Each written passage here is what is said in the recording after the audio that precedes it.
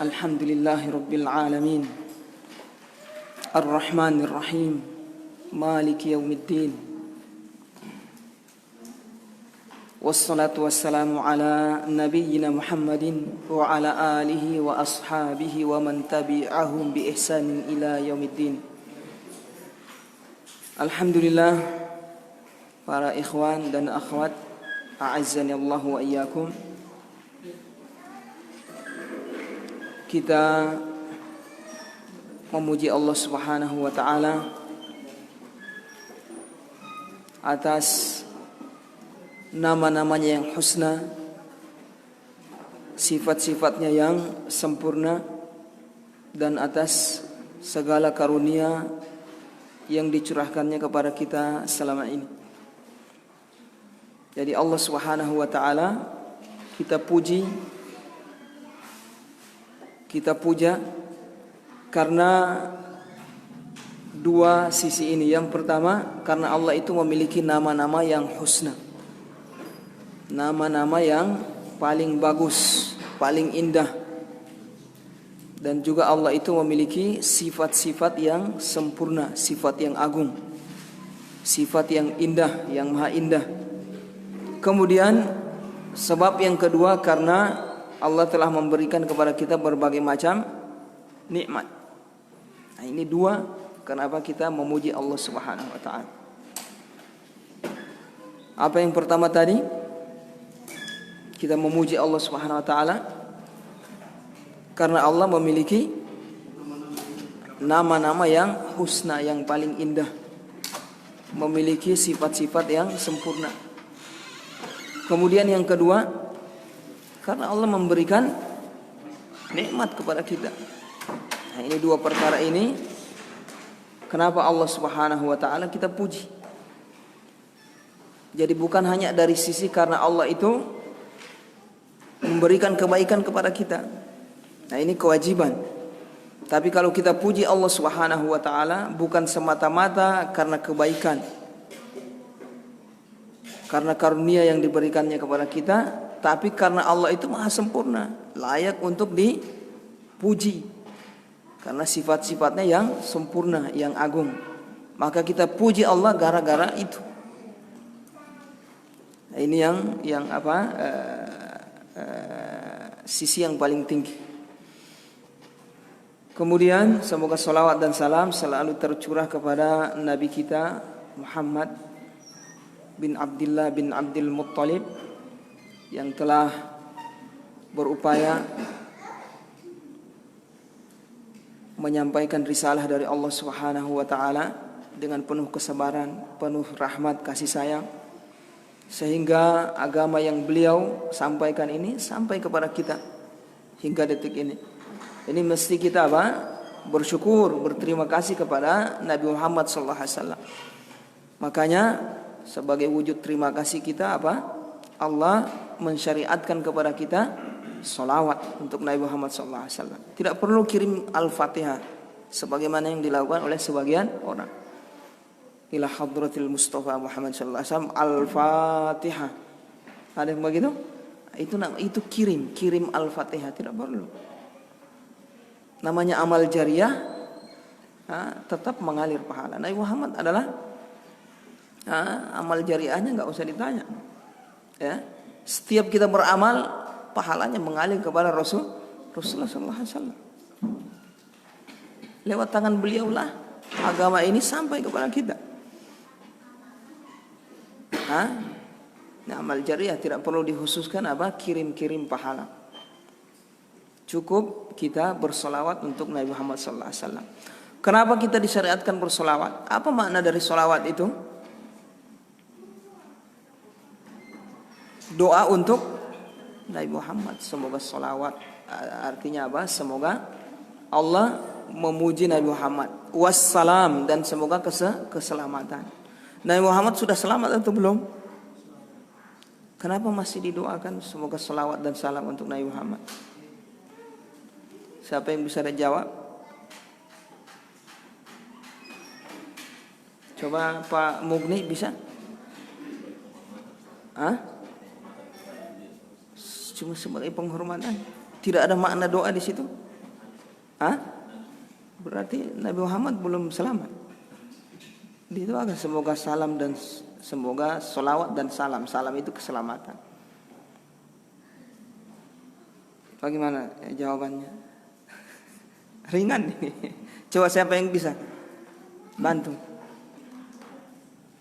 Coba Pak Atan. Bisa Pak? Kenapa masih kita doakan Nabi Muhammad dengan keselamatan, solawat, salam? Apakah karena padahal Nabi Muhammad sudah apa? Sudah selamat, sudah diampuni dosa yang berlalu dan akan datang. Nabi Muhammad juga sudah dijamin masuk surga. Bahkan orang yang pertama kali membuka pintu surga siapa? Nabi Muhammad SAW. Tidak ada yang diizinkan membuka pintu surga kecuali Nabi Muhammad. Kemuliaan yang agung. Apa itu? Bisa Pak Atan? Hah? Gimana? Ada bisa ditambah? Coba. Coba Adi. Hah? Allah alam. Nisful ilmi. Wallahu alam itu nisful ilmi, setengah dari ilmu. Ya. Memang kita biasakan diri kita mengatakan wallahu alam. Kalau orang tanya atau kita tidak tahu, kita katakan apa? Wallahu alam. Jangan semua orang mau jawab. Coba. Siapa yang bisa? Coba Pak Yanto. Bisa Pak Yanto?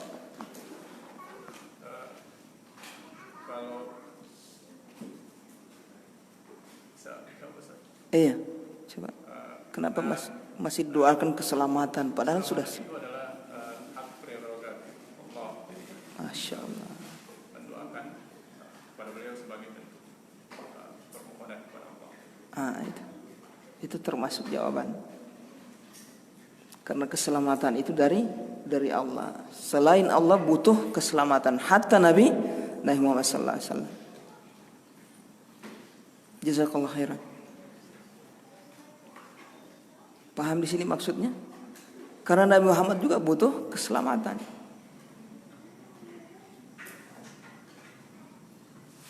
Iya kan? Butuh selamat. Dan ini juga menunjukkan apa? Bahwasanya keselamatan, kesempurnaan itu hanya di tangan Allah Subhanahu wa taala. Sudah sempurna, tetap doakan. Menunjukkan apa? Berarti masih ada sifat kekurangan, namanya makhluk. Tetap kita disyariatkan untuk mendoakan beliau.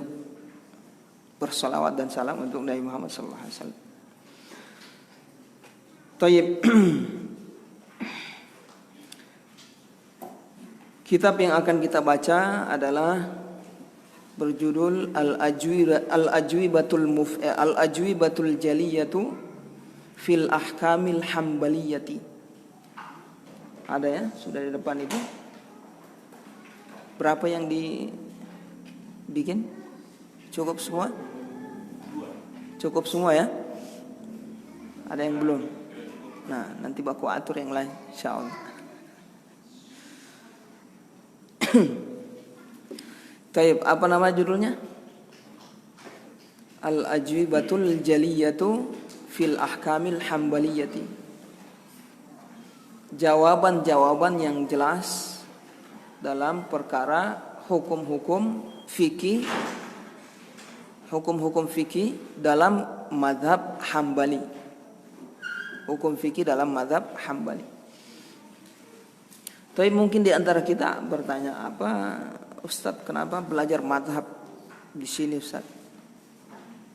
Kenapa tidak langsung belajar hadis saja, belajar langsung fikih hadis, langsung belajar mana yang rojih saja? Kenapa belajar mazhab? Nah, ini berarti apa? Perlu bagi kita untuk mengetahui apa itu mazhab. Apa manfaat dari belajar mazhab? Apa pengertian dari mazhab? Mazhab itu apa? Secara umum adalah pendapat ahli ijtihad, pendapat para ulama dalam perkara ijtihad. Secara istilah, kalau dalam perkara yang disepakati itu bukan mazhab namanya. Sepakat para ulama itu bukan mazhab. Mazhab itu pendapat ulama dalam perkara ijtihad yang para ulama itu berbeda pendapat.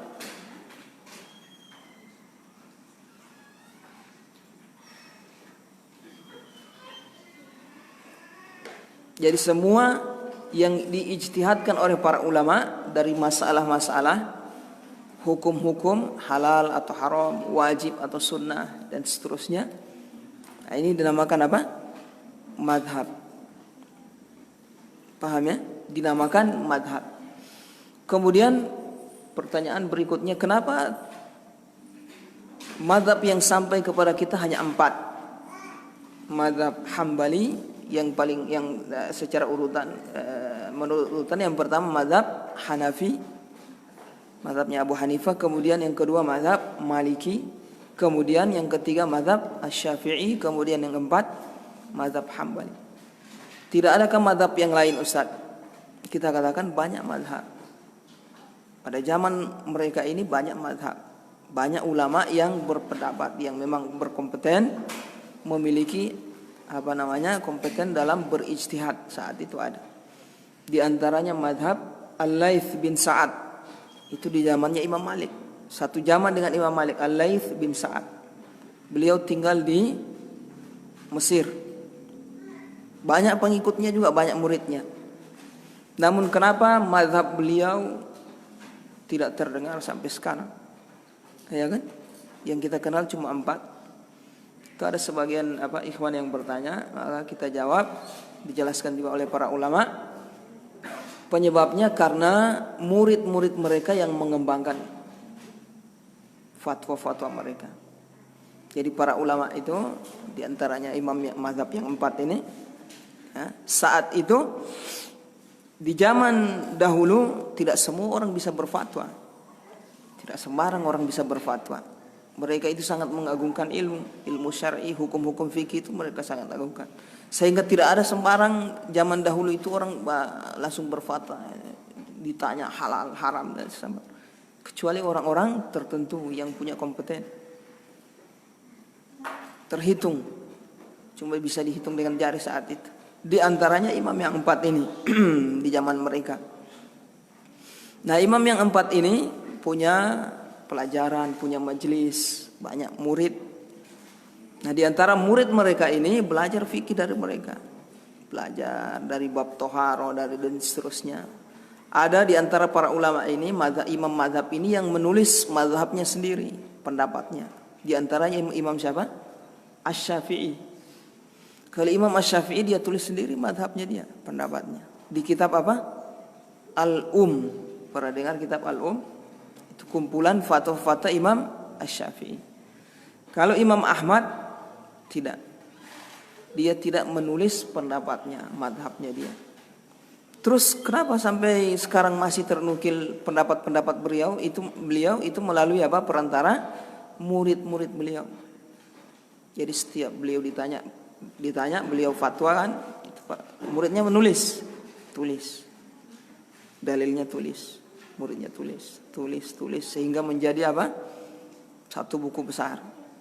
Setelah wafat Imam Ahmad, diajarkanlah fatwa-fatwa beliau ini, diajarkan.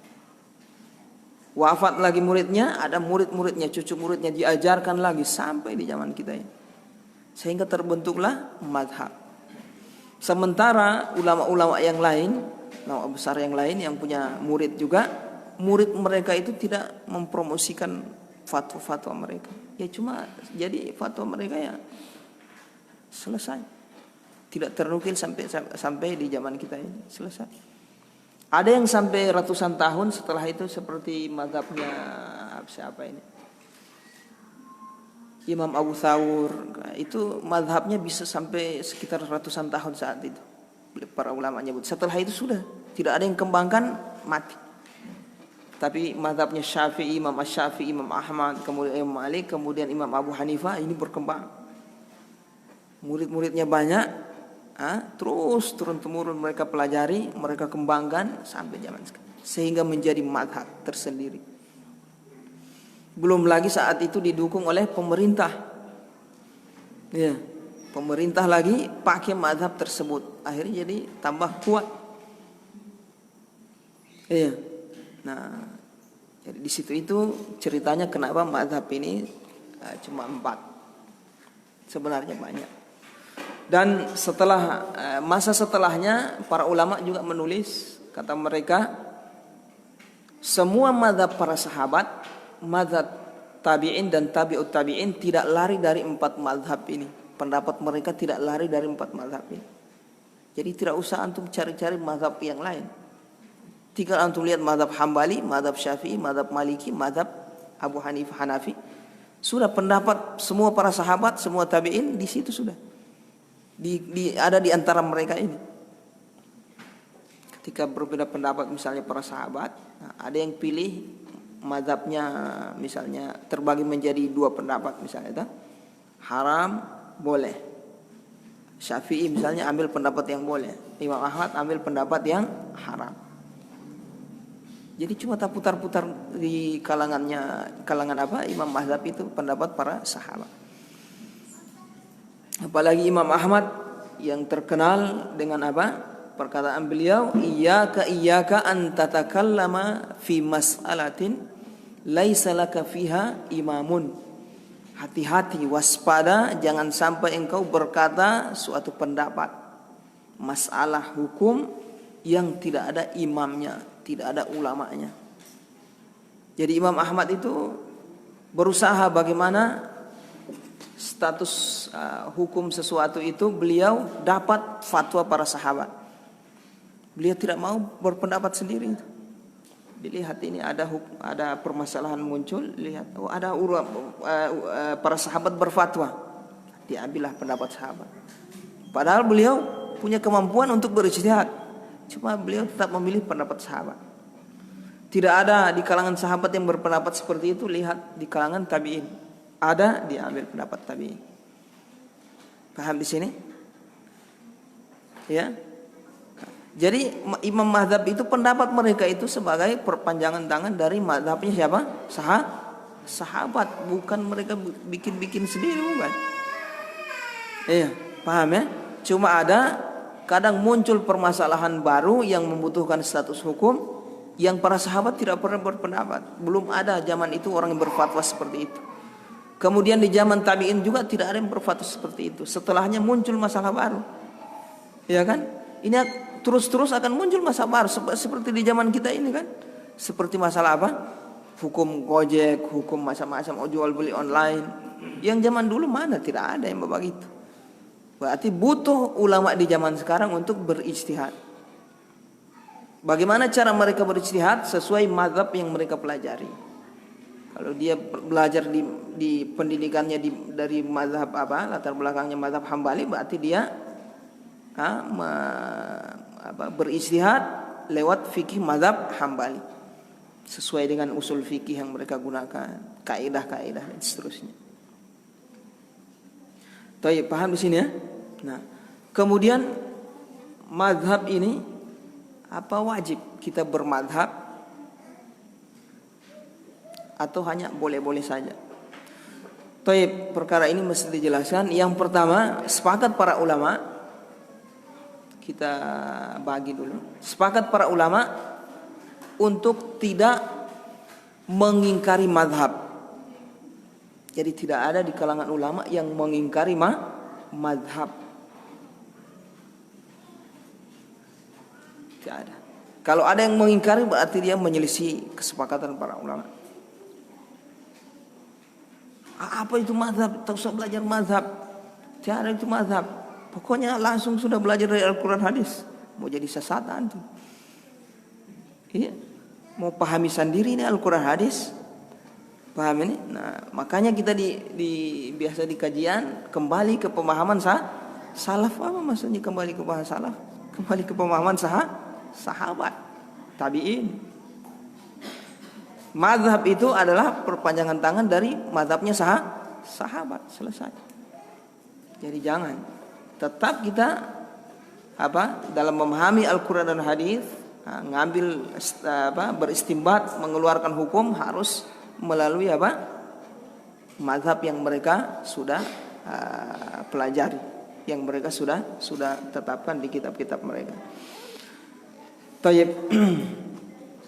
Nah, itu sepakat para ulama untuk tidak mengingkari, menolak mazhab. Paham di sini ya? Nah, berarti apa di sini maksudnya? Berarti boleh, ya kan? Nah, perbedaan mereka di mana? Perbedaan mereka apakah wajib bermadzhab atau tidak? Di situ mereka beda pendapat. Ada ulama yang mengatakan wajib bermadzhab. Ada yang mengatakan tidak wajib. Tapi kalau boleh, sepakat para ulama. Tidak ada yang mengingkari mazhab. Yang mereka berbeda yaitu dari sisi apa? Hukum, apa wajib atau tidak. Memang tidak bisa kita ingkari kalau di sana ada ulama yang berpendapat wajib bermadzhab. Iya. Kenapa? Alasannya mendasar, saya katakan tadi. Kalau orang tidak pakai mazhab bisa tersesat. Mazhab apa? Saya tidak pakai Hambali, tidak pakai Syafi'i, tidak pakai Hanafi, tidak pakai Maliki. Itu mazhab apa itu? Langsung Al-Quran hadis menurut pemahaman salaf. Bagaimana dia bicara langsung Al-Quran hadis menurut pemahaman salaf? Tidak bisa lari antum. Mazhab itu pemahaman salaf itu. Paham ini? Nah, tidak bisa. Kalau ada terjadi perbedaan pendapat, tidak boleh lari dari pendapat mereka. Tinggal pendapat mereka ini yang kita tarjih. Oh, saya memilih pendapat ini yang lebih kuat. Tidak boleh bikin pendapat baru. Menambah perselisihan pendapat itu namanya, tidak boleh. Paham ini? Jadi sisi yang diperselisihkan oleh para ulama wajib atau tidak. Kalau sisi boleh atau tidak, sepakat para ulama boleh bermadzhab. Paham di sini? Nah. Kemudian pertanyaan berikutnya, apakah orang bermadzhab otomatis ta'assub? Ta'assub fanatik. Tahu ta'assub ya? Ta'assub itu fanatik. Bedakan fanatik dengan taklid. Kalau taklid mengikuti pendapat tanpa mengetahui dalil. Kalau fanatik membangun cinta dan benci di atasnya. Saya mazhab Hambali. Mazhab Syafi'i, apa itu mazhab Syafi'i? Itu sudah tidak boleh. Ini fanatik namanya. Apa itu pendapat Hanafi? Tidak boleh. Ini membangun al-wala wal bara' di atas mazhab, tidak boleh. Ini yang tercela, ini fanatik namanya, tercela, tidak boleh. Ini sepakat para ulama tidak boleh. Ini yang diingkari oleh para ulama dari sisi bermazhab. Mereka ingkari karena apa? Fanatik, ta'assub mazhab, tidak boleh. Tidak boleh. Kalau kita bermazhab, kita pelajari satu mazhab sebagai suatu metode belajar ilmu agama atau mempelajari ilmu fikih, apa salahnya? Daripada saya bingung ini kan pendapat banyak. Antum mau dipaparkan pendapat Syafi'i, pendapat Maliki, ini beda-beda. Saya tidak mau bingung Ustaz. Ya sudah, satu mazhab saja. Salah kan? Tidak salah. Paham ya? Ini kan masalah ijtihad. Kalau ijtihad tidak boleh kita pastikan yang benar salah satunya. Ada kemungkinan pendapat Hambali benar, yang benar, ada kemungkinan Syafi'i benar, ada kemungkinan Hanafi benar, ada kemungkinan Maliki yang benar. Jadi paling kita katakan ini yang kuat itu saja. Kita lihat atau dikuatkan oleh Syekh Fulan misalnya. Nah, kuat artinya apa? Menurut dia. Makanya itu termasuk bentuk kesalahan juga orang ketika mengatakan yang rojih adalah ini, yang kuat adalah ini, tanpa dia menyandarkan kepada ulama tertentu, tidak boleh. Kalau dia bilang yang rojih menurut siapa? Ya kan, apalagi masalah yang diperselisihkan oleh pendapat ulama. Yang rojih menurut siapa Ustaz? Menurut antum atau ini ada tersamar kok. Kalau ketika dia bilang rojih, bisa jadi menurut dia sendiri atau menurut siapa? Kalau menurut dia sendiri, kalau dia bilang rojih berarti dia sok teliti pendapat para ulama. Dia sok kaji dalam. Ini haram, dalilnya ini, cara istinbatnya ini. Ini bilang boleh, dalilnya ini, istinbatnya ini. Hadisnya dhaif, ini takhrij, semua diteliti. Sampai dia ambil kesimpulan menurut kaidah yang saya pelajari ini yang kuat. Nah, itu namanya tarjih, kuat menurut dia. Tapi kalau cuma sekedar dia baca pendapat Syekh bin Baz haram, dalilnya ini. Lalu tiba-tiba yang kuat adalah mesti dia bilang, yang kuat menurut Syekh bin Baz, dia bilang begitu. Paham ya? Tidak boleh secara mutlak saja bilang kuat. Pendapat yang kuat adalah tidak bisa. Tidak ada pendapat kuat mutlak kuat. Kuat menurut siapa? Yang kuat menurut Imam Ahmad belum tentu kuat menurut Imam Syafi'i. Ya kan? Yang kuat menurut Syekh bin Baz belum tentu kuat menurut Syekh Utsaimin. Kalau ulama zaman sekarang. Jadi mesti kita sandarkan kalau kita mau bilang pendapat yang kuat. Paham di sini ya? Nah, kalau kita belajar mazhab, ini mazhab Hambali, berarti situ yang kuat menurut mazhab Hambali. Selamat kita. Iya kan? Tidak lagi susah-susah. Yang kuat seolah-olah dari dia sendiri. Sejak kapan antum teliti sendiri antum supaya bilang kuat ini? Sepihak, oh tidak bisa. Cuma lihat pendapat sepihak, lihat dalilnya langsung bilang kuat, belum. Harus antum kumpulkan semua pendapat para ulama. Lihat ini sisi ini yang bilang boleh, pihak ini yang bilang tidak boleh, yang bilang wajib sunnah, bagaimana perbedaan. Lihat dalil-dalilnya.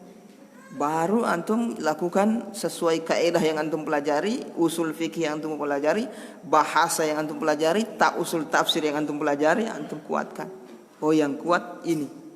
Alasannya 1, 2, 3. Itu alasan. Bisa jadi itu lemah menurut yang lain. Oh kalau menurut saya yang kuat ini alasannya ini. Ente punya lemah karena alasannya ini. Baku sapu lagi. Diskusi. Paham di sini ikhwan? Ini masalah ijtihad ya. Kita tidak bahas itu hukum musik. Ya. Bukan masalah perselisihan pendapat itu. Ada ternukil ulama yang berselisih tapi tidak dianggap. Jadi khilaf itu tidak semuanya dianggap. Ada khilaf yang syadz namanya.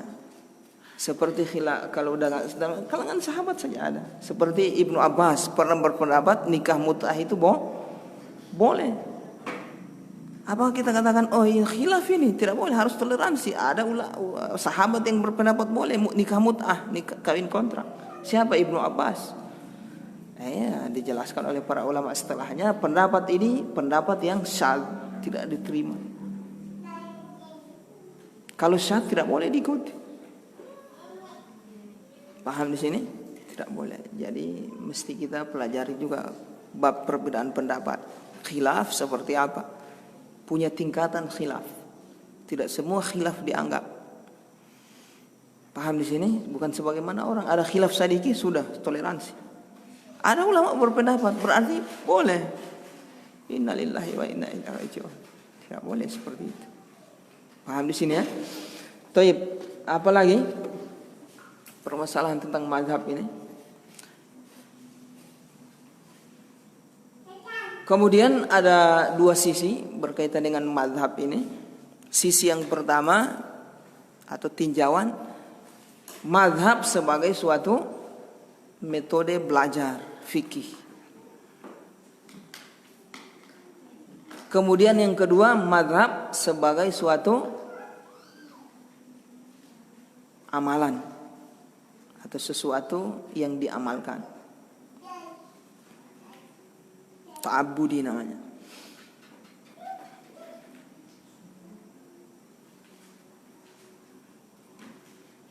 Paham di sini ya? Yang pertama, mazhab sebagai suatu metode belajar fikih. Yang kedua, tinjauan yang kedua sebagai suatu amalan. Dua perkara ini tidak ada keterkaitan. Tidak mengharuskan apa yang kita pelajari dari mazhab harus kita amalkan. Sebagian ada ikhwan tidak mau belajar mazhab karena belajar harus diamalkan. Tidak mesti. Makanya kata para ulama kadang mengajarkan mazhab misalnya Hambali, kadang dia tidak mengamalkan apa yang diajarkan itu. Karena tujuannya cuma mengajarkan saja metode supaya mendidik murid-murid ini supaya menjadi ahli dalam bidangnya. Walaupun dia punya pendapat lain. Walaupun dia punya pendapat lain yang dia pilih lain dia amalkan. Jadi sama, insya Allah metode kita belajar ini adalah sesuai metode belajar madhab sebagai suatu metode belajar. Tapi kalau sebagai suatu amalan tidak ada masalah. Artinya kita amalkan apa yang kita pelajari tidak ada masalah. Karena ini masalah ijtihad. Toh yang kita pelajari juga kan cuma melalui baca-baca juga, toh dengar-dengar dari ustaz ya. Mana yang lebih bagus? Kita amalkan yang kita pelajari atau yang cuma dengar-dengar? Yang bagus yang kita sudah pelajari. Iya kan? Kalau yang kita lihat misalnya kita pelajari dari ustadz lain yang rojih ini misalnya beda dengan yang kita pelajari, tidak ada masalah. Makanya tidak ada keterkaitan antara tinjauan yang pertama dengan yang kedua. Paham ini ya? Jadi bab metode belajar lain dengan bab beramal. Bisa jadi yang antum amalkan mungkin yang antum lihat rojih, atau yang antum dapat dari ustadz lain misalnya antum amal. Beda dengan yang antum pelajari, tidak ada masalah. Paham di sini? Nah, karena kenapa saya tegaskan ini? Karena ada sebagian ikhwan tidak mau belajar mazhab karena dia pikir harus itu, harus diamalkan, tidak harus. Paham ya? Tidak harus. Jadi ini kita belajar mazhab ini bisa dua itu, bisa sebagai metode belajar, mendalami ilmu fikih, dan bisa sebagai amalan untuk kita amalkan maksudnya. Tidak ada masalah, ini ijtihad. Paham di sini ya? Nah, saya juga kadang ini baca kitab misalnya, kadang yang ada di kitab ini ya tidak semua saya amalkan. Kadang saya milih pendapat yang lain. Tapi karena ini belajar, ingin bagaimana kita belajar fikih, kita lihat bagaimana ulama dalam mengulas masalah, merinci masalah. Oh, ternyata seperti ini. Itu akan membentuk kemampuan ilmiah, kemampuan fikih kita. Kalau terus belajar kita dengar ini rincian-rincian seperti ini halal, ini dalilnya seperti ini dan seterusnya, akan terbentuk jadi ahli fikih namanya. Tapi masih ada waktu ini, ikhwan? Masih ada ya? Tapi paham di sini ya dari yang sudah saya paparkan tadi itu, paham ya? Ada pertanyaan terkait yang saya sudah jelaskan tadi itu? Sebelum kita masuk membaca kitab ini, Pak Bung, ada pertanyaan Pak Bung? Pak Atan? Tidak ada ya? Paham sudah tentang mazhab? Paham ya? Jadi bermazhab tidak mengharuskan orang ta'assub, fanatik. Tidak harus orang belajar mazhab fanatik. Bisa jadi fanatik, bisa jadi fanatik. Tanpa belajar mazhab juga bisa fanatik. Ada yang tidak pakai mazhab tapi fanatik juga. Fanatik tidak mazhab namanya. Paham ini? Sebagian orang berpandangan kalau fokus satu mazhab itu fanatik, taklid. Kalau tidak fokus satu mazhab berarti tidak taklid. Kita katakan belum tentu. Bisa jadi orang yang tidak pilih tidak berjalan di satu mazhab dia fanatik. Dia juga taklid. Cuma asal comot-comot pendapat ulama saja. Oh ini. Oh ustadz bilang rojih ini. Ustadz bilang rojih. Ulama fulan bilang rojih. Semua mazhab dipakai. Dia anggap dengan semua dia pakai, dia anggap DP diri tidak taklid. Taklid antum tetap. Paham ini? Sebagaimana yang fokus di satu mazhab,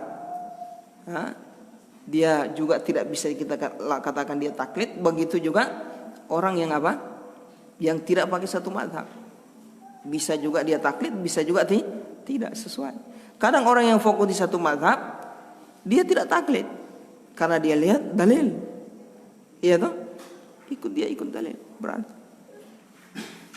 Cuma kebetulan sama dia sejalan di mazhab itu, ya orang lain cuma satu mazhab, Hambali terus, ya kan? Atau Syafi'i terus, fanatik, ya belum tentu. Taklid. Ini orang yang tidak pakai mazhab juga bisa jadi taklid. Paham di sini? Nah, intinya tak usah saling mencela, fokus sudah belajar fikih. Yang mau pakai tidak pakai belajar mazhab, mata duolo. Yang mau pakai belajar mazhab, mata duolo. Tapi ingat, ulama-ulama setelah terbentuknya mazhab, hampir semua para ulama belajar melalui mazhab. Belajar melalui mazhab. Semua imam siapa yang antum sebut yang terkenal siapa? Imam siapa? Ibnu Katsir, Syafi'i. Ibnu Hajar al-Asqalani, Syafi'i. Al-hadis itu. Imam Abu Dawud, Hambali. Imam Abu Dawud periwayat hadis. Siapa apa lagi? Imam Al-Muzani, Asy-Syafi'i, muridnya Imam Asy-Syafi'i. Syafi'i. Semua para ulama belajar melalui mazhab. Ibnu Qayyim al-Jauziyah Syafi'i, Ibnu al-Jauzi Syafi'i. Syekhul Islam Ibnu Taimiyah Syafi'i, Hambali. Syekhul Islam Ibnu Taimiyah Hambali. Semua belajar. Itu metode belajar. Kalau ingin mendalami fikih, ingin kuat di fikih, ilmu fikih, mesti lewat mazhab. Karena ini sudah turun temurun, sudah menghasilkan ribuan para ulama yang tidak pakai mazhab. Paling cuma 1-2 orang yang keluar mungkin jadi ulama. Masa orang pilih yang sedikit? Ini yang sudah teruji, sudah ratusan tahun, generasi ke generasi menghasilkan para ulama. Masa mau pilih yang belum jelas ini, mau tes? Orang mau pilih, mau perdalam ilmu fikih tanpa mazhab. Bisa jadi, bisa sih, silakan. Ya, ada 1-2 orang muncul, ya kan? Tapi siapa sebenarnya? Bahkan semua para ulama itu yang kita anggap tidak bermazhab, pakai mazhab dia. Awal belajar dia pakai mazhab. Paham ini? Siapa coba antum sebut? Siapa yang tidak pakai mazhab? Syekh Albani antum bilang tidak mazhab? Hanafi itu dari apa? Hanafi. Mazhab Hanafi ya beliau. Nanti beliau sudah mencapai derajat ijtihad, so bisa beristimbat, lihat mana yang rajih menurut dia. Tapi awal belajar mau batate-tate ini lewat mazhab. Jadi mazhab ini sama seperti apa? Tangga. Belajar terus nanti sampai di atas baru. Betul itu? So masuk waktu belum? Tayyib ya ikhwan. Paham ya ikhwan di sini? So ada gambaran tentang mazhab di sini? Insyaallah ya. Nah, insyaallah terus kita akan paparkan insyaallah pendapat-pendapat mazhab Hambali di sini supaya kita ada gambaran. Oh, ternyata pendapatnya Imam Ahmad seperti ini. Ini pendapat Imam Ahmad. Dan ingat pendapat Imam Ahmad adalah perpanjangan tangan dari pendapat para sahabat. Pendapat sahabat. Tayyib. Jadi kitab yang akan kita baca ini adalah berjudul Al-Ajwibatul Jaliyah fil Ahkamil Hambaliyah. Jawaban-jawaban yang jelas, yang terang tentang hukum-hukum dalam mazhab Hambali, hukum-hukum fikih dalam mazhab Hambali. Jadi syekh di sini, syekh penulis kitab ini namanya Musa bin Isa Al-Qaddumi rahimahullahu ta'ala, yang wafat tahun 1336 Hijriah. Sekarang berapa? 1443 ya. Coba antum kurangi 1336 107 ya, 107 tahun berarti. Sudah berlalu 107 tahun beliau meninggal.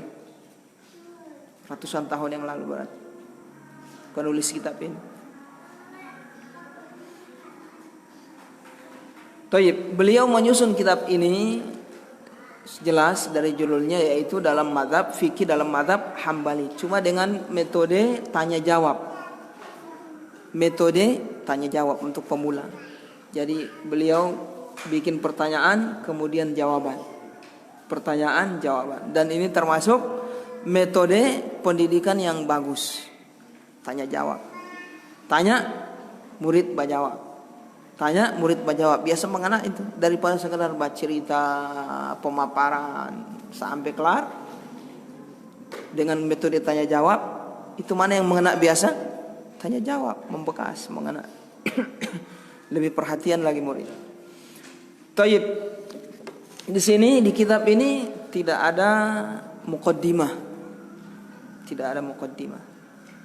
Jadi langsung beliau mengatakan di sini, alhamdulillahi wahdahu wassalatu wassalamu ala man la nabiyya ba'dah. Segala puji hanya milik Allah wahdahu semata, wassalatu wassalamu ala man la nabiyya ba'dah. Semoga kesolawat dan salam selalu tercurah kepada nabi yang tidak ada nabi lagi setelahnya. Nabi yang tidak ada nabi lagi setelahnya. Ini perkataan tidak ada nabi setelahnya lebih mengena dari perkataan tidak ada rasul setelahnya. Kenapa? Tidak ada rasul setelah Nabi Muhammad dengan tidak ada nabi setelah Nabi Muhammad. Mana yang lebih bagus? Mana yang lebih bagus? Hah? Perkataan tidak ada nabi setelah Nabi Muhammad.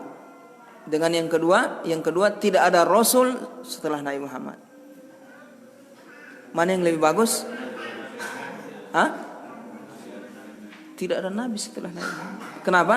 Kalau pintu kenabian sudah ditutup, apalagi rasul. Karena orang mau jadi rasul harus lewat nabi dulu. Jadi nabi dulu baru naik tingkat jadi rasul. Tidak ada langsung jadi rasul. Nabi dulu baru rasul. Jadi kalau rasul, pintu kenabian ditutup, selesai. Rasul apalagi? Kalau kita katakan rasul, berarti masih ada kemungkinan kenabian masih terbuka. Makanya kata beliau sini, semoga salawat dan salam kepada figur yang tidak ada nabi setelahnya, bukan tidak ada rasul setelahnya. Pertanyaan yang pertama, ma hiya taharatu lughatan wa syar'an? Dilihat kitabnya. Oh, di halaman 25. Hampir hilang. Halaman 25. Yang sebelumnya itu itu kata-kata pengantar dari tukang cat yang dari percetakan dia. Dari penerbit. Halaman 25. Ketemu? Ketemu ya? Alhamdulillah. Nah, ini kata beliau, as-su'alul awal, soal yang pertama. Ma hiya taharatu lughatan wa syar'an? Apa toharoh secara bahasa dan secara syar'i? Azan? Ya, azan dulu. Habis azan mukas terus atau? Oh iya, insyaallah. Azan dulu berarti.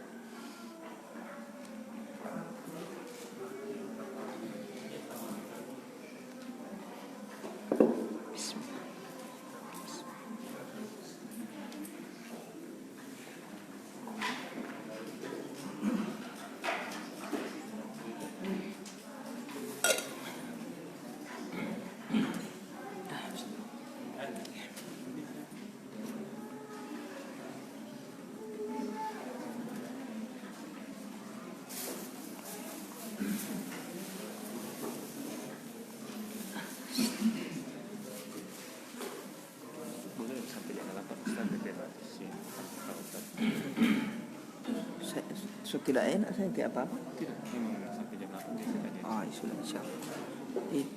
Yang kalau saya tidak enak tuh, semua suka mau bubar apa? Biasanya kita. Oh iya.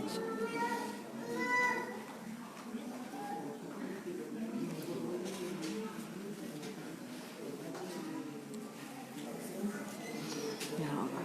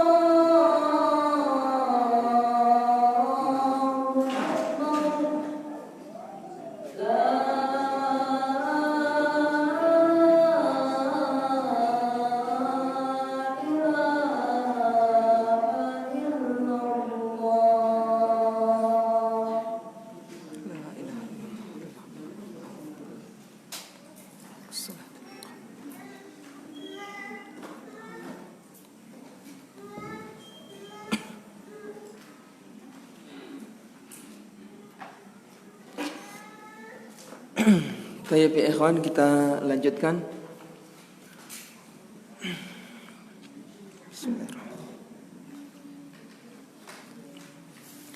Kata beliau di sini,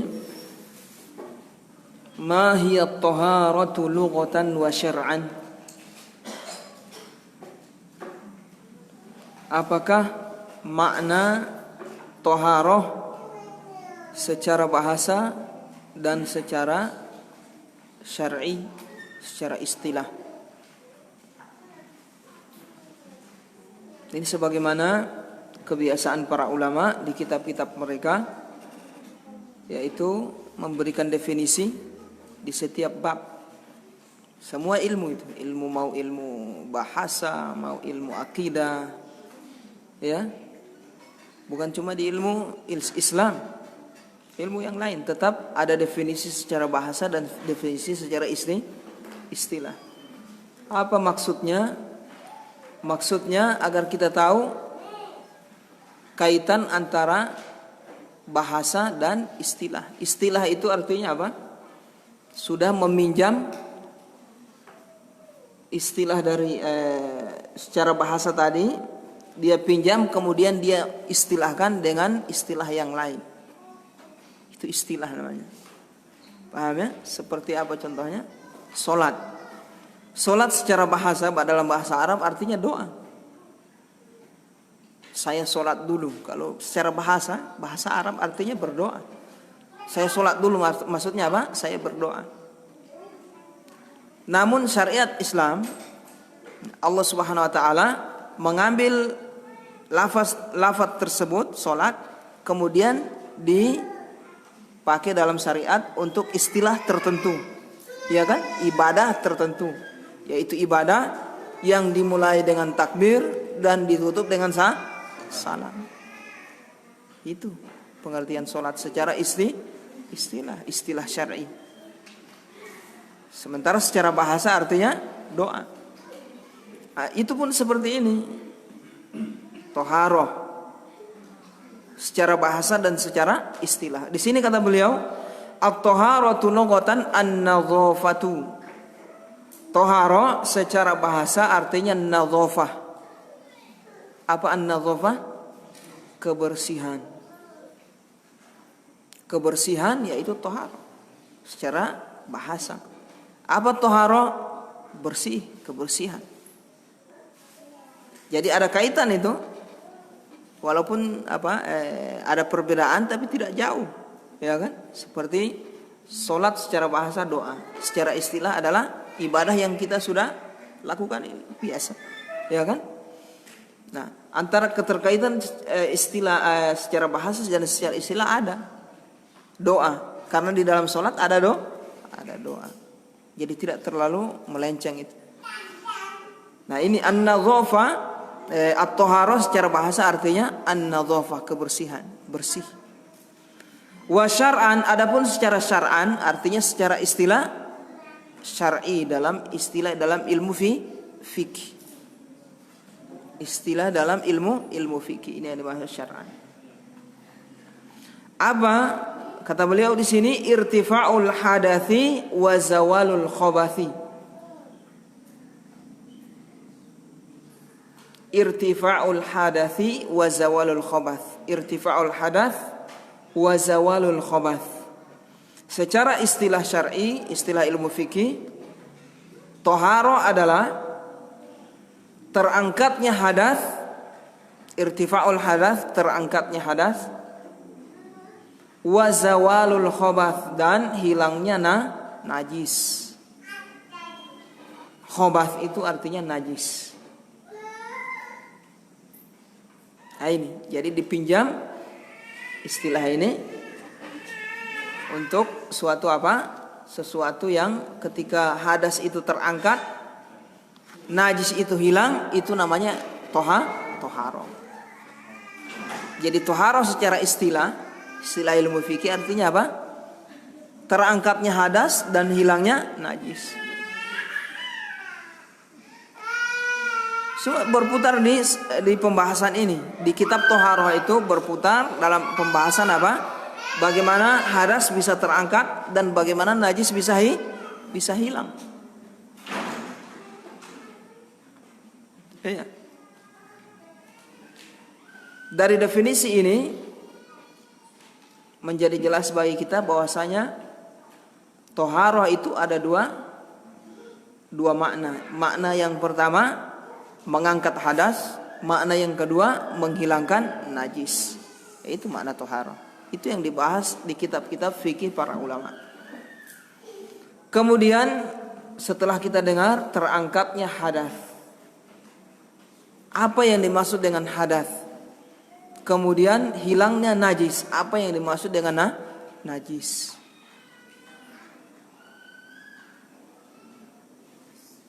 Pernah dengar hadas dengan najis? Ya? Belum pernah dengar? Nah, kalau hadas itu secara umum hadas adalah sifatnya maknawi. Sifatnya maknawi. Kalau najis sifatnya zat. Sifatnya zat. Definisi hadas, apa itu hadas? Hadas definisinya adalah wasfun qaimun bil badan au yaqumu bil badan tamna'u minas sholati wa ghairiha. Kata beliau, kata para ulama, hadas adalah sebuah sifat atau suatu sifat yang ada di badan, yang ada di tubuh kita, tubuh manusia, yang mencegah seseorang dari melakukan sholat, mencegah seorang dari sholat. Artinya ketika hadas itu, sifat tersebut ada pada diri seseorang, berarti dia tidak boleh sholat. Wa ghairiha, atau yang semisal dengan sholat. Masya Allah, jazakallah. Atau yang semisal dengan sholat. Apalagi yang selain sholat, yang kita dilarang ketika kita sedang berhadas, dilarang sholat. Apa selain sholat? Bukan baca Al-Quran, pegang mushaf, bukan baca Al-Quran. Baca Al-Quran tidak apa-apa biar berhadas, yang penting tidak pegang mushaf. Yang dilarang pegang mushaf. Kalau sedang berhadas tidak boleh pegang mushaf. Apalagi yang dilarang ketika orang sedang berhadas? Tawaf. Ada yang lain? Sholat tidak boleh. Orang sedang berhadas tidak boleh sholat, tidak boleh pegang mushaf, tidak boleh tawaf. Ada yang lain? Tidak boleh puasa orang berhadas?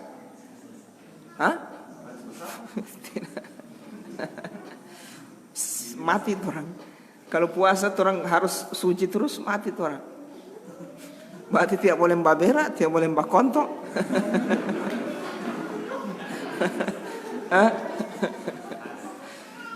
Tidak masuk. Tidak apa-apa orang berhadas dalam puasa dalam keadaan berhadas. Paham ya? Hatta hadas besar itu hadas kecil. Kalau hadas kecil, kita sudah tahu tak? Hadas kecil, kentut, kemudian apa lagi? Berak, ya kan? Tidur, hadas kecil itu. Kalau hadas besar, hubungan intim, kemudian haid. Hatta hadas besar bukan syarat sah puasa. Paham maksudnya? Maksudnya di sini tidak boleh kita bikin. Artinya misalnya kita sedang berhadas di waktu malam berhubungan. Kemudian waktu malam Ramadan berhubungan. Qadarullah tak tidur, bangun jam 8 pagi. Masih berhadas itu? Masih berhadas. Batal antum puasa? Tidak. Antum bangun mandi, lanjut puasa. Paham di sini? Jadi hatta hadas besar. Jadi hadas itu bukan syarat sah puasa, bukan. Jadi yang tidak boleh untuk yang orang berhadas tidak boleh sholat, tidak boleh pegang mushaf, dan tidak boleh tawaf. Apa ada yang lain? Tidak ada ya? Yang hadir di benak saya cuma 3 itu. Tidak boleh sholat, tidak boleh pegang mushaf, dan tidak boleh apa? Tawaf. Tidak boleh tawaf. Nah, itu definisi dari hadas. Kalau ditanya apa itu hadas? Hadas adalah, ini nanti saya tanya pertemuan berikutnya nanti. Jadi mesti dihafal. Hadas adalah suatu sifat yang ada di badan, di tubuh, yang bisa mencegah seorang dari melakukan sholat dan yang semisal dengan sholat, tawaf atau pegang mushaf. Jadi ketika seorang dilarang untuk sholat, mencegah dia tidak boleh sholat, tidak boleh pegang mushaf, tidak boleh tawaf, berarti itu hadas namanya. Paham ini definisi hadas? Nanti tinggal jenisnya hadas itu seperti apa? Itu lain pembahasannya. Belum beliau sebutkan di sini. Itu di pembahasan wudu, ya kan? Kemudian kalau hadas kecil di pembahasan wudu, hadas besar di pembahasan mandi. Tapi yang jelas secara umum definisi hadas itu, yaitu suatu sifat yang menempel di badan, yang ada di badan kita, yang mencegah kita melakukan sholat, menyentuh mushaf dan tawaf. Itu definisi dari hadas. Paham di sini? Jadi suatu sifat. Jadi dia sifat bukan zat. Sifat. Contohnya apa? Contohnya antum sebut. Hadas kentut. Kentut ini apa? Sifat perbuatan. Berak, bukan taiknya ya, beraknya itu, kincingnya itu yang perbuatannya itu yang hadas. Kalau taiknya kincingnya itu najis, tapi perbuatan kita kincing keluar kincing itu namanya hadas. Batal berarti wudu batal. Taib. Di sini kata beliau, tsummal hadatsu qismani. Taib, ada gambaran di sini tentang hadas. Definisi hadas sudah ada gambarannya. Nah, berarti dari situ kita paham juga najis. Sudah paham najis ya, najis nanti beliau akan sebutkan di pembahasan najis. Yang jelas bab toharo, kitab toharo itu hanya berputar pada dua definisi ini, yaitu terangkatnya hadas dan hilangnya najis. Terangkatnya hadas luas pembahasannya. Ada hadas besar, ada hadas kecil. Hadas besar seperti apa, cara mengangkatnya seperti apa. Hadas kecil seperti apa, cara mengangkatnya seperti apa. Berarti sudah kita dibawa bagaimana tata cara wudu, bagaimana tata cara mandi, luas. Kayaknya dengan definisi terangkat hadas, hilang najis sudah luas itu. Cakupannya luas sekali. Tsummal hadatsu qismani. Kemudian hadas itu kata beliau qismani, ada dua macam. Ada dua macam. Akbaru wa asgharu. Yang pertama akbar, yang kedua asghar. Jadi hadas itu ada dua. Kata beliau di sini ada hadas akbar dan ada hadas asghar. Hadas besar dan ada hadas kecil. Apa itu hadas besar? Beliau taruh definisi di sini. Wa huwa ma aujabal ghusla. Hadas besar adalah ma sesuatu, aujabal ghusla yang mengharuskan mandi.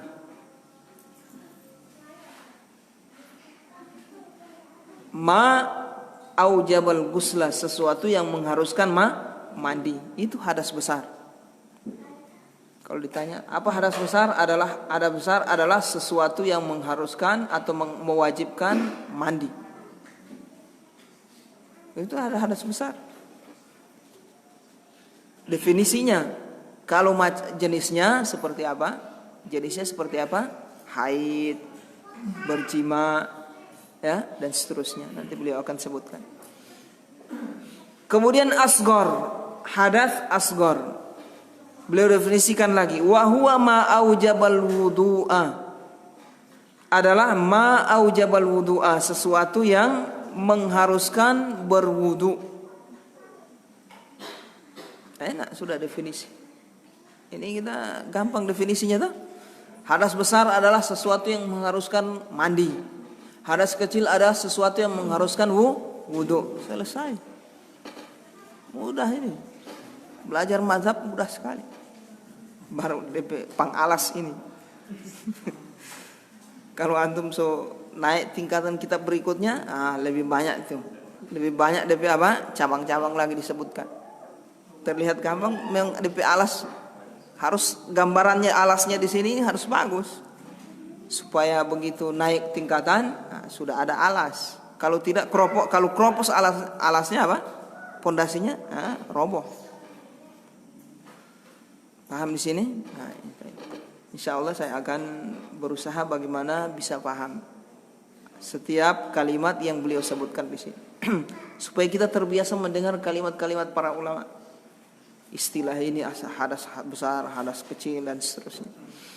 Tapi paham di sini ya? Hadas besar apa? Ma aujabal ghusla, sesuatu yang mengharuskan mandi.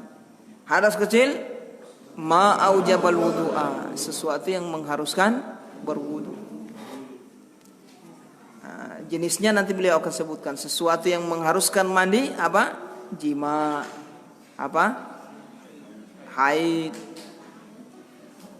Apalagi yang lain? So itu, junub mas. Junub lebih luas dari jima. Ya. Terkadang junub bukan karena jima, tapi karena mimpi basah. Basah itu. Baik, nanti setelah itu akan beliau sebutkan itu lebih rinci nanti insya Allah. Yang jelas secara umum dulu, definisi umum, sesuatu yang mengharuskan mandi hadas besar, yang mengharuskan wudu hadas kecil. Paham di sini ya? Nah, itu. Kemudian kam aksamul ma'i. Ringkas sekali ini kitab. Kam aksamul ma'i. Berapa pembagian air? Wa ma hiya, dan apa air itu? Dan apa definisi dari tiap pembagian itu? Kam aksamul ma'i, berapa pembagian air? Wa ma hiya, dan apa definisi dari setiap pembagian itu? Ini kan kitab ini pertanyaan jawaban, pertanyaan jawaban. Bikin pertanyaan, dia juga bikin jawaban sendiri. Pertanyaan dia sendiri. Dan memang metode seperti ini bisa tertanam, bisa lebih mengena daripada sekedar pemaparan begitu. Toyib. Nah, ini pembahasan tentang air, pembahasan yang termasuk pembahasan penting dalam bab toharoh, dalam kitab toharoh. Karena dia adalah alat untuk mengangkat hadas. Jadi tersusun bagus ini setelah dia sebutkan toharoh itu apa, mengangkat hadas, terangkatnya hadas dan hilangnya najis. Terangkatnya hadas dan hilangnya najis. Kemudian setelah itu beliau sebutkan definisi air. Sebutkan air. Kenapa? Karena untuk mengangkat hadas harus pakai air. Berarti tertuntut kita harus mengetahui hukum-hukum yang berkaitan dengan air, karena tidak semua air bisa mengangkat hadas. Ada air yang bisa mengangkat hadas dan ada yang tidak. Beliau bawa lagi kita menjelaskan tentang air. Dan di mazhab Hambali satu-satunya alat yang bisa mengangkat hadas adalah satu-satunya alat yang bisa mengangkat hadas dan bisa menghilangkan najis hanya air. Tidak ada yang lain. Paham ini? Makanya ada najis, antum cuma gosok-gosok begitu, belum terangkat itu DP najis, belum bersih, masih ada najis. Harus pakai air. Berwudu, hadas misalnya mau angkat hadas harus pakai air, yaitu wudu pakai air. Terus Ustaz, bagaimana kalau tiada air Ustaz, atau tidak bisa menggunakan air Ustaz? Kan Ustaz bilang yang mengangkat hadas hanya air. Bagaimana orang yang bertayamum Ustaz? Tayamum kan tidak pakai air tuh. Tetap kita katakan hadasnya tidak terangkat. Kira habis tayamum dia sholat Ustaz. Kenapa antum bilang tidak terangkat hadasnya? Kita katakan tayamum bukan mengangkat hadas, tapi pembolehan untuk bisa sholat. Karena uzur, iya kan? Beda dengan wudu pakai air, beda wudu pakai air. Air mengangkat hadas. Kalau tayamum tidak mengangkat hadas, dia hanya pembolehan. Setelah kita tayamum, pembolehan untuk bisa sholat. Tapi hadas terangkat tidak. Oleh sebab itu kalau ada air batal, itu berarti DP tayamum batal, harus dia berwudu. Paham di sini? Jadi selain air tidak bisa mengangkat hadas dan tidak bisa menghilangkan najis. Apa yang kita pernah dengar bahwasanya selain air bisa digunakan untuk beribadah, contohnya tayamum, ya, contohnya tayamum, maka itu bukan mengangkat hadas, tapi hanya sekedar pembolehan untuk beribadah, pembolehan untuk untuk apa? Sholat, atau pembolehan untuk menyentuh mushaf, pembolehan untuk tawaf. Paham di sini? Nah, dicatat ya, diingat ya. Karena kalau antum belajar mazhab yang lain. Kalau mazhab yang lain tayamum mengangkat hadas. Kalau mazhab Hambali tayamum tidak mengangkat hadas. Jadi beda. Paham ini? Ya? Nah, tayyib. Masih boleh? Saya lihat so mengkerut muka. Masih boleh? Oh, tidak apa-apa. Cuma 1 minggu 1 kali. Taib, insyaallah. Dapat pahala insyaallah. Orang belajar itu ya ikhwan. Bukan kita sekedar dapat pahala secara karena belajarnya itu, karena apa? Menuntut ilmu secara umum, tidak. Setiap gerakannya kita itu ada hitungannya di sisi Allah Subhanahu wa taala. Antum batulis, antum memusatkan perhatian bagaimana memahami apa yang disampaikan oleh pengajar. Semua itu ibadah. Ada nilainya di sisi Allah, itu hitungannya, ada pahala. Capek baru pegalkan. Itu semua ada hitung-hitungannya itu. Pahala tersendiri itu. Antum berjalan dari rumah kan butuh biaya itu. Walaupun pakai motor kan isi bensin itu, biaya. Ya kan? Menghafal misalnya yang disampaikan oleh dihafal, hafal ibadah. Selama antum ada di majelis ilmu, semua aktivitas antum di majelis ilmu adalah ibadah. Bat tulis, bat dengar, capek. Siapa capek itu? Baru capek, pegal. Habis belajar itu apa? Tapi setan, perhatikan, setan itu tidak tinggal dia, tetap masuk dia menggoda kita. Dan dia tidak suka orang belajar. Kalau belajar ini, banyak orang berilmu ini, KO orang. Paham di sini? Nah, dorang lebih suka orang-orang awam yang tidak paham hukum apa, itu gampang dorang.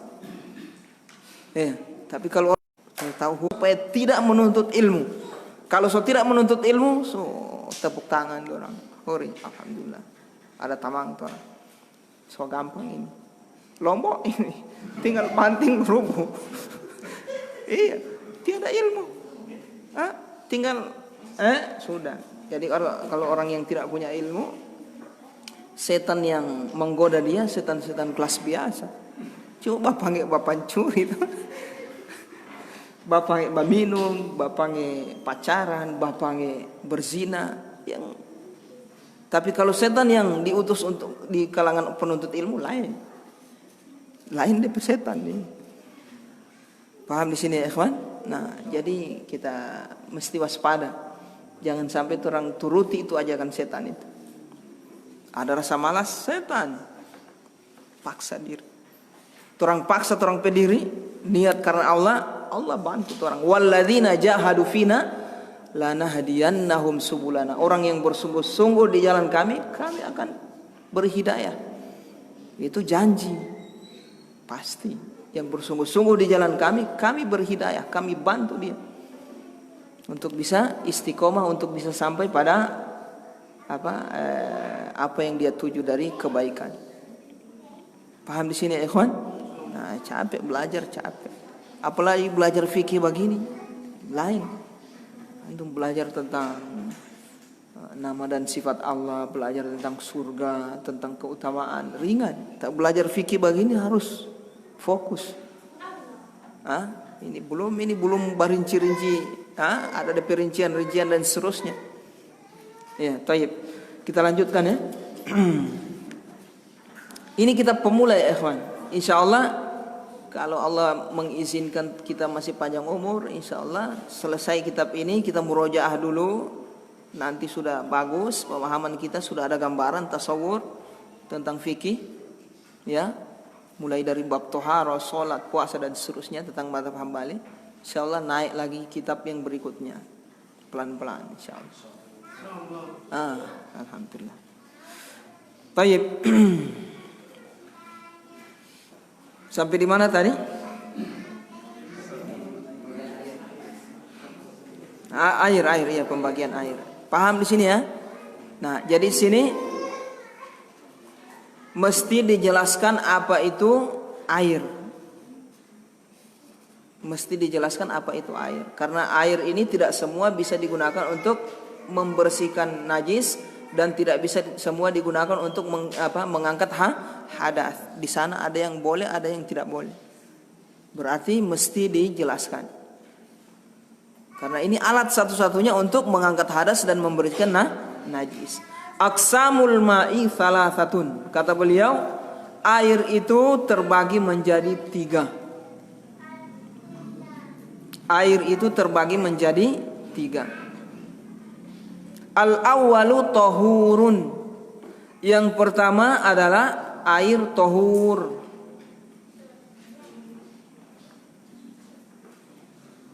Nanti sebentar saya baca itu definisinya. Ats-tsani yang kedua, tahirun, yang kedua tahir. Tahur artinya apa? Suci dan mensucikan. Tahur artinya suci dan mensucikan. Suci pada dirinya dan bisa mensucikan. Itu namanya tahur. Kemudian yang kedua tahir. Tahir artinya suci, tapi tidak bisa mensucikan. Pada dirinya dia suci, tapi tidak bisa mensucikan. Apa maksudnya tidak bisa mensucikan? Tidak bisa mengangkat hadas dan tidak bisa menghilangkan najis. Ingat itu ya. Kita ingat. Maksudnya tidak bisa mensucikan itu. Kembali kedua tadi itu dua definisi. Yaitu apa? Mensucikan artinya mengangkat hadas dan menghilangkan najis. Kalau saya katakan tidak bisa mensucikan berarti tidak bisa mengangkat hadas dan tidak bisa menghilangkan najis. Kemudian yang ketiga najis, najisun. Yang ketiga najis, air najis. Jadi 3 jenis air, macam air. Yang pertama tahur, yang kedua tahir, yang ketiga najis. Apa itu air yang tahur? Adalah air yang suci dan mensucikan. Suci maksudnya pada dirinya dan bisa mensucikan, bisa menghilangkan najis dan bisa mengangkat hadas. Yang kedua tahir artinya apa? Suci pada dirinya tapi tidak bisa digunakan untuk bersuci. Tidak bisa untuk mengangkat hadas dan tidak bisa menghilangkan najis. Jenis yang ketiga air yang najis. Ini sama sekali tidak boleh dimanfaatkan. Tidak bisa menghilangkan najis, tidak bisa mengangkat hadas dan sama sekali tidak boleh digunakan. Kalau air yang tohir dia tidak bisa digunakan bersuci, artinya mengangkat hadas dan menghilangkan najis, tapi dia masih dimanfaatkan, masih bisa. Seperti air apa? Air sabun misalnya, air sudah tercampur dengan sabun. Antum lihat sudah keruh, taruh molto misalnya. Itu sudah air tohir namanya, tapi dia tidak najis, air tohir. Bisa dimanfaatkan untuk nyuci apa? Air yang tohir masih bisa dimanfaatkan. Kalau air yang najis tidak bisa. Air yang sudah tercampur dengan benda yang najis tidak boleh dimanfaatkan, dibuang. Taib, itu secara umum. Kemudian kita lihat definisi dari beliau penulis kitab rahimahullah taala. Apa itu tahur? Beliau definisikan, wa huwal baqi ala khilqatihil asliyati sawa'un nazala minas sama'i au naba'a minal ardi. Kata beliau, tahur adalah wahwal baki ala khilqatihil asliyati, adalah air yang baki, yang tetap, ala khilqatihi, dari penciptaannya, dari model penciptaannya, al asliyah, yang asal, masih tetap pada asal penciptaannya. Itu air yang tahur. Seperti ini masih DP asli, ya kan? Kalau antum taruh teh ya asli, ya kan? Taruh susu so putih, so tidak asli, masih bening. Itu maksudnya, masih pada keaslian penciptaannya. Sudah itu Allah ciptakan seperti itu, ya kan? Paham di sini maksudnya? Jadi air yang tahur wahwal baqi ala khilqatihil asliyati, yaitu air yang masih tetap pada asli penciptaannya, asli penciptaannya, yaitu warna bening air.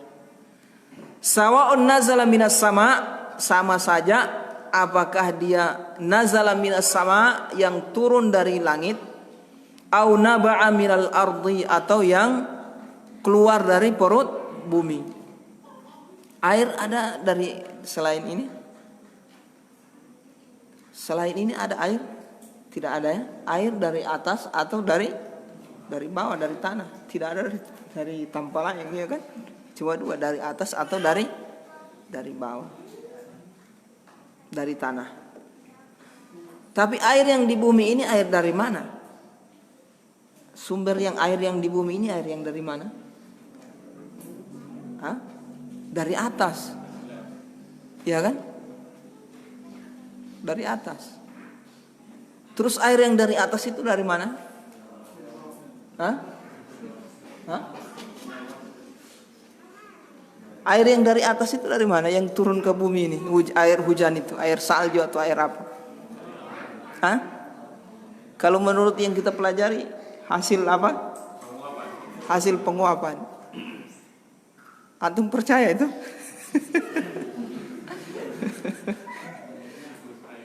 Wallahu ta'ala. Yang jelas Allah mengatakan kami wa nunazzi 'alaikum minas sama, dan kami turunkan kepada kalian air dari langit, dari atas. Yang jelas di atas sana ada air. Yang jelas di atas ada air. Makanya di langit itu berlapis-lapis. Di atasnya ada lautan. Ada lautan maksudnya air. Air yang sangat luas. Terus di atas air itu ada arsy Allah Subhanahu wa taala. Bukan langsung ya, masih ada surga. Surga dulu. Air, kemudian surga, kemudian arsy.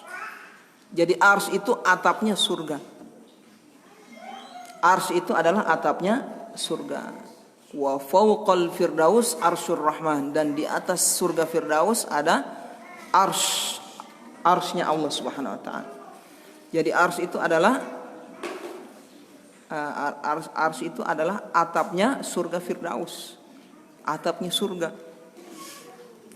Wallahu alam, saya pernah dengar ada seorang ulama berkata, saya belum dapat juga dalilnya.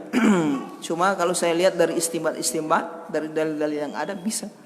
Katanya arsy lebih indah, lebih cantik, lebih indah daripada surga.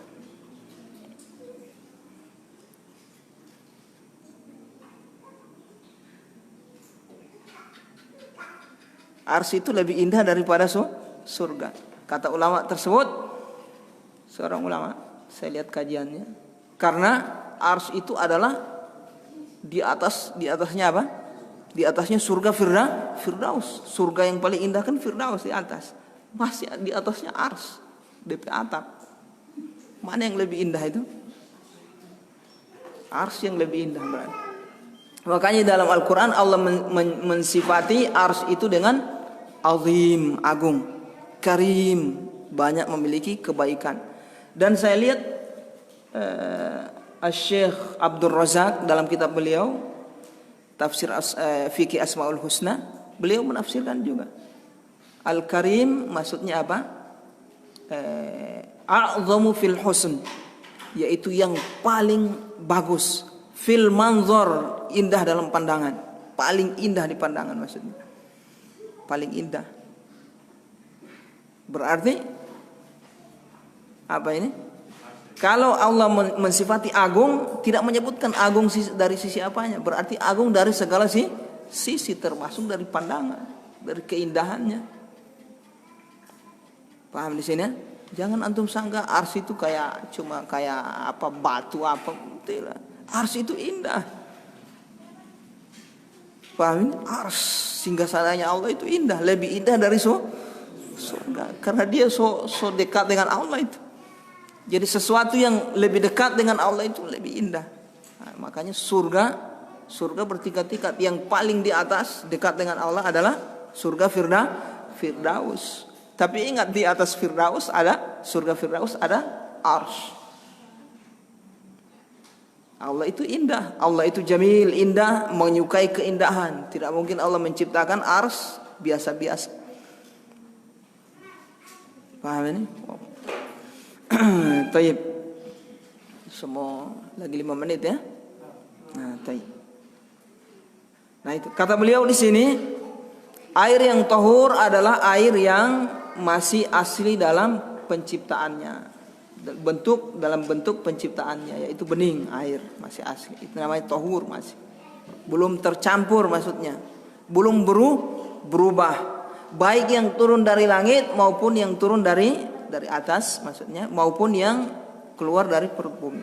Wa huwa tahirun fi nafsihi mutahhirun li ghairihi. Dan dia tahirun fi nafsihi, tahir suci pada dirinya, mutahhirun li ghairihi dan mensucikan yang lain. Sudah saya jelaskan tadi, suci dan mensucikan. Suci dan menyucikan.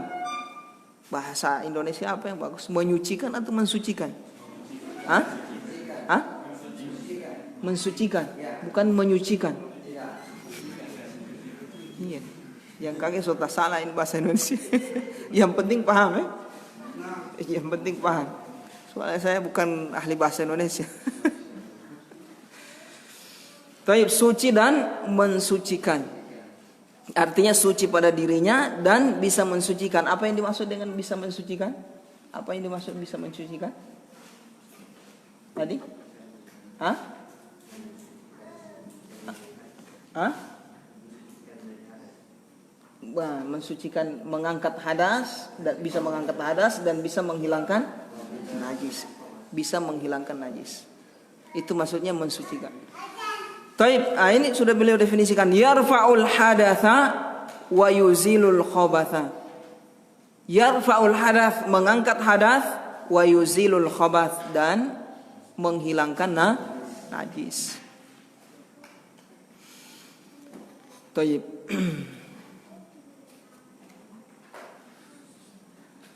Sudah sampai di penghujung waktu orang. Insyaallah kita lanjutkan pada pertemuan berikutnya insyaallah. Yang jelas bagaimana respon tamang-tamang belajar fikih susah atau bagaimana? Alhamdulillah. Tidak susah ya? Pelan-pelan insyaallah. Pelan-pelan. Banyak rincian itu, cuma saya tidak sebut. Taib, ada pertanyaan ya ikhwan? Ada yang ingin ditanyakan? Silakan Pak Yanto. Ada sekitar 2 menit lagi itu. Ya silakan. Dengan Pak siapa? Dengan Pak siapa ini? Pak Ismail. Ismail ya, silakan Pak Ismail. Apa yang ditanyakan Pak Ismail? Kalau yang tidak paham misalnya dari tulisan ditanya, saya tidak paham. Ya. Dia mensucikan, tidak mensucikan. Dia suci. Dia suci. Suci tapi tidak bisa mensucikan. Punya air sabun kan Ustaz? Biasanya kalau dalam penyelenggaraan pemandian jenazah itu kan Ustaz, ada beberapa jenis air yang digunakan. Salah satunya air sabun. Bagaimana itu Ustaz? Apakah air sabun ini juga termasuk kategori tidak mensucikan? Iya, tidak bisa mensucikan dia. Dia cuma bakasih harum kan? Nah, oleh sebab itu jangan campur di sabun semua air.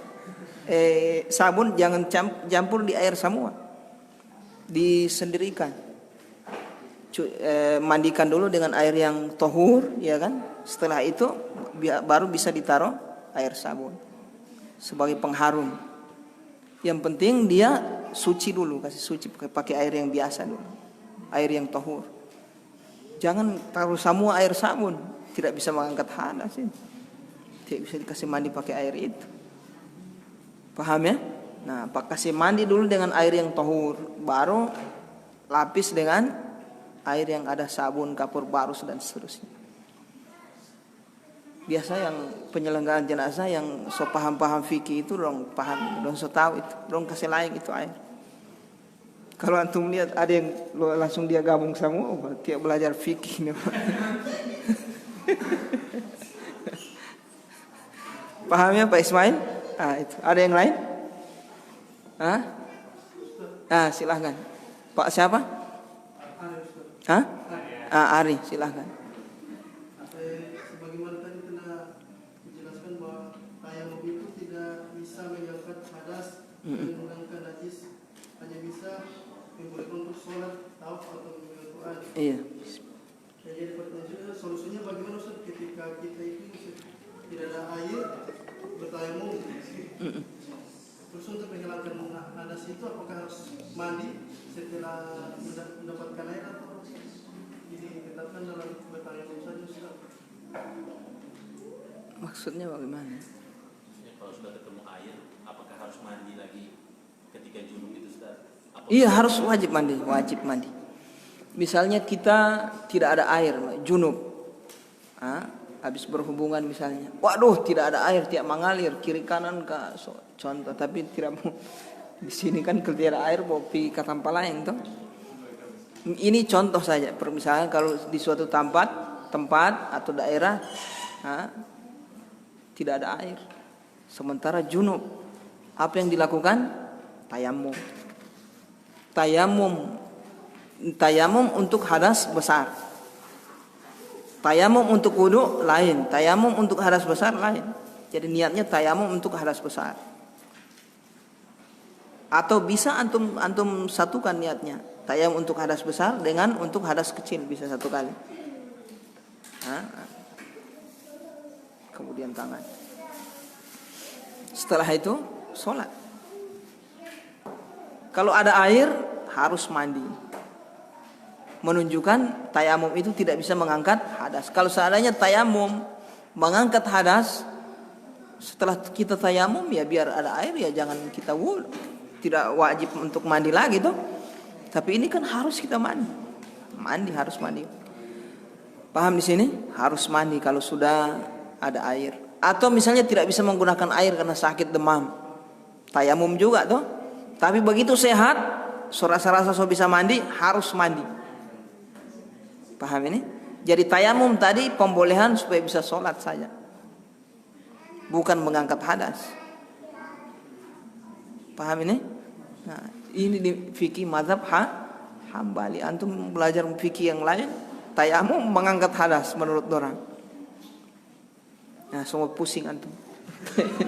Baik, kita selesai waktu insyaallah. Kita cukupkan ya ikhwan, mudah-mudahan bermanfaat, bisa menghapus dosa-dosa kita dan menaikkan derajat, menambah pahala kita insyaallah. Karena kita tahu majelis ini didoakan oleh para malaikat. Cuma malaikat? Tidak, semua hewan mendoakan kebaikan, pengampunan